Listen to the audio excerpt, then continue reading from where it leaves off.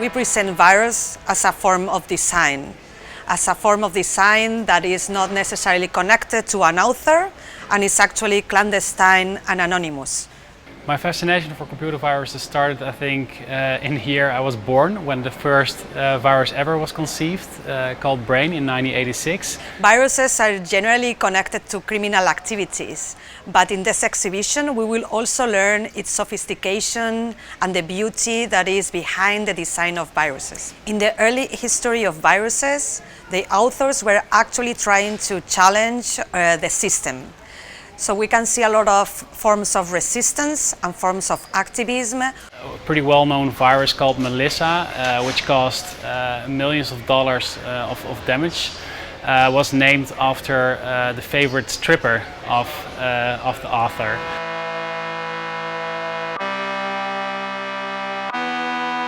Another example is Code Red, which is a famous email worm, and basically the two security experts who discovered the virus were drinking the soda Code Red Mountain Dew and named it after that soda. So I think the fascination comes a lot from these interesting background stories. As the time passes, we see how viruses have been transformed into geopolitical weapons and are connected to cyber war. This one here is Stuxnet and was developed by the Israeli and US government attacking nuclear facilities in Iran.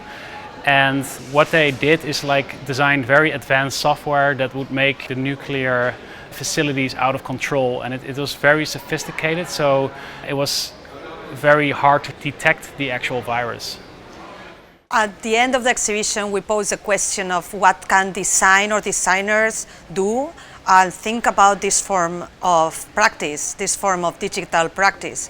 Because as the Internet of Things evolves and it permeates every single environment, we also are faced by new challenges connected to malware. For instance, many of the tools that are connected to biotechnology, for instance, pacemakers, could be hacked. A more recent example is WannaCry, in which this form of malware has serious implications for the real world. So it affected a lot of hospitals in the UK, actually, disrupting quite critical hardware such as CT scans and such.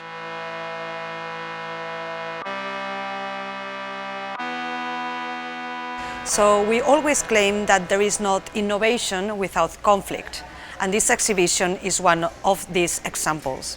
There is a lot of innovation coming into the design of viruses, but obviously all viruses have a larger and conflictual implication in our lives, and not only at the level of the domestic space, but also at the level of larger geographies, conflicts between states.